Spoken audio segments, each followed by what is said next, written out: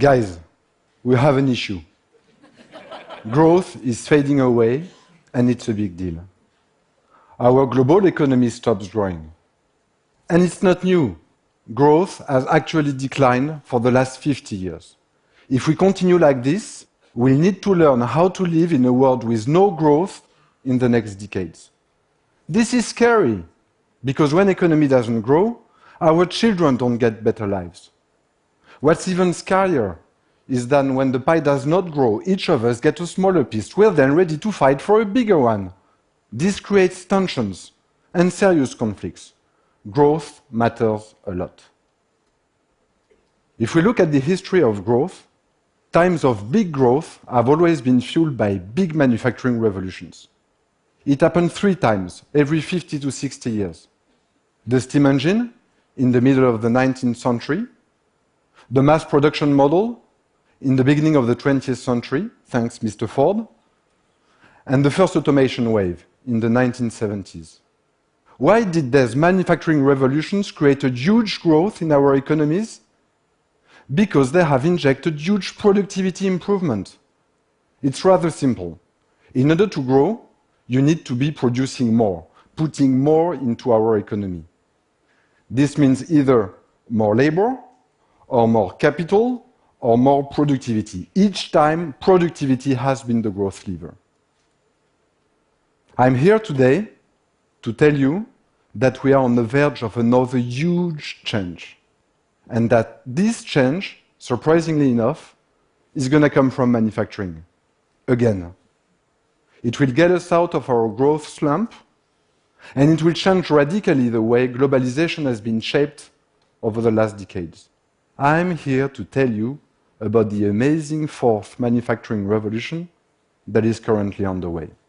It's not as if we've done nothing with manufacturing since the last revolution. Actually, we've made some pretty lame attempts to try to revitalize it. But none of them has been the big overhaul we really need to get us growing again. For example, we've tried to relocate our factories offshore in order to reduce cost and take advantage of cheap labor. Not only did this not inspire productivity, but it only saved money for a short period of time because cheap labor didn't stay cheap for long. Then, we've tried to make our factories larger, and we specialized them by product. The idea was that we can make a lot of one product and stockpile it to be sold with demand. This did help productivity for a while, but it introduced a lot of rigidities in our supply chain. Let's take fashion retail. Traditional clothing companies have built these offshore, global, rigid supply chains.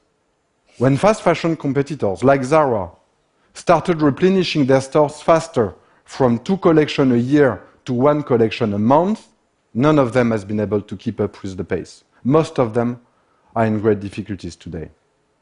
Yet, with all of their shortcomings, those are the factories we know today. When you open the doors, they look the same as they did 50 years ago. We've just changed their location, their size, the way they operate.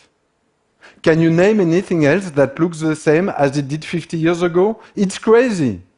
We've made all the tweaks to the model that we could, and now we hit its limits.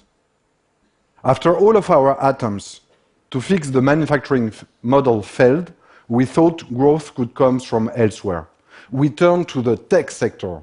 There's been quite a lot of innovations there. Just name one, the internet. We hoped it could produce growth. And indeed, it changed our lives. It made big waves in the media, the service, the entertainment spaces. But it hasn't done much for productivity. Actually, what's surprising is that productivity is on the decline, despite all of these innovation efforts. Imagine that. Sitting at work, scrolling through Facebook, watching videos on YouTube, has made us less productive? Weird. This is why we are not growing. We failed reinventing the manufacturing space, and large technological innovations have played away from it.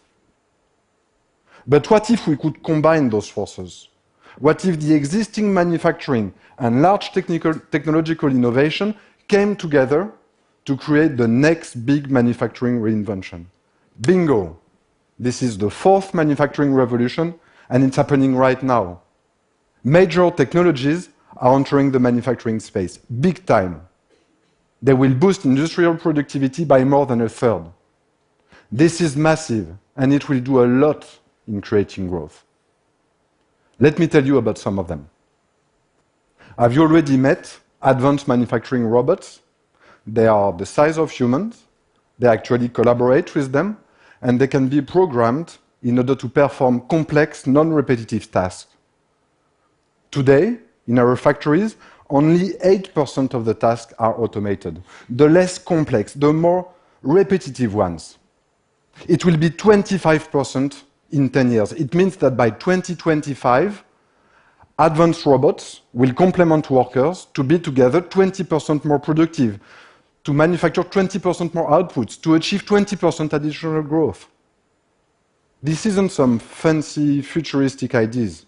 These robots are working for us right now. Last year in the US, they helped Amazon prepare and ship all the products required for Cyber Monday, the annual peak of online retail. Last year in the US, it was the biggest online shopping day of the year and of the history. Consumers spent $3 billion on electronics that day. That's real economic growth. Then there's additive manufacturing, 3D printing. 3D printing has already improved plastic manufacturing, and it's now making its way through metal. Those are not small industries. Plastic and metals represent 25% of the global manufacturing production. Let's take a real example. In the aerospace industry, fuel nozzles are some of the most complex parts to manufacture. For one reason, they're made up of 20 different parts that need to be separately produced and then painstakingly assembled. Aerospace companies are now using 3D printing, which allows them to turn those 20 different parts into just one. The result? 40% more productivity, 40% more output produced, 40% more growth for this specific industry. But actually, the most exciting part of this new manufacturing revolution goes much beyond productivity. It's about producing better, smarter products. It's about scale customization. Imagine a world where you can buy the exact product you want with the functionalities you need, with the design you want, at the same cost and lead time as a product that's been mass-produced, like your car or your clothes or your cell phone. The new manufacturing revolution makes it possible. Advanced robots can be programmed in order to perform any product configuration without any setup time or ramp-up. 3D printers instantaneously produce any customized design. We are now able to produce a batch of one product, your product, at the same cost and lead time as a batch of many. These are only few examples of the manufacturing revolution at play. Not only will manufacturing become more productive, it will also become more flexible, and those were exactly the elements of growth that we were missing.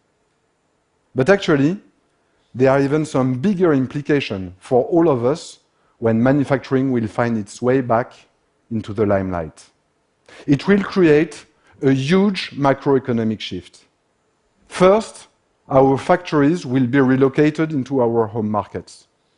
In the world of scale customization, consumer proximity is the new norm. Then, our factories will be smaller, agile. Scale does not matter anymore. Flexibility does. They will be operating on a multi-product, make-to-order basis. The change will be drastic. Globalization will enter a new era. The east to west trade flows will be replaced by regional trade flows. East for east, west for west. When you think about that, the old model was pretty much insane. Piling up stocks, making product travel the whole world before they reach their end consumers. The new model, producing just next to the consumer markets, will be much leaner. much better for our environment. In mature economies, manufacturing will be back home, creating more employment, more productivity, and more growth. Good news, isn't it? But here's the thing with growth. It does not come automatically. Mature economy will have to seize it. We'll have to massively retrain our workforce. In most countries, like in my country, France, we've told our children that manufacturing had no future, that it was something happening far away. We need to reverse that and teach manufacturing again at university. Only the countries that will boldly transform will be able to seize this growth. It's also a chance for developing economies. Of course, China and other emerging economies won't be the factory of the world anymore. Actually, it was not a sustainable model in the long term, as those countries are becoming richer. Last year, it was already as expensive to produce in Brazil as to produce in France. By 2018, manufacturing costs in China will be at par with the US. The new manufacturing revolution will accelerate the transition of those emerging economies towards a model driven by domestic consumption. And this is good, because this is where growth will be created. In the next 5 years, the next billion consumers in China will inject more growth in our economies than the top 5 European markets together. This fourth manufacturing revolution is a chance for all of us. If we play it right, we'll see sustainable growth in all of our economies. This means more wealth distributed to all of us and better future for our children. Thank you.